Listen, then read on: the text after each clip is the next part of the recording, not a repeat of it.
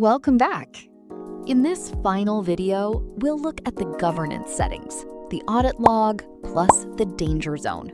These are admin-only tools and worth knowing well. From settings, open the audit log tab. If you don't see it, you're not an admin, and that's by design. The audit log is a running record of who did what. Every row shows when something happened, the action taken, the resource it touched, and the team member responsible. When you're chasing something specific, the filters help. Narrow the log down by action, by user, or by date range to find exactly the event you're looking for. And you can export the whole log as a CSV, handy for your own records or a compliance review.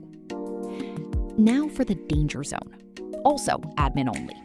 The name is a fair warning. The actions here are powerful and not easily undone. First, transfer billing ownership. If someone else should manage the plan and payments, choose them from the list of admins and confirm.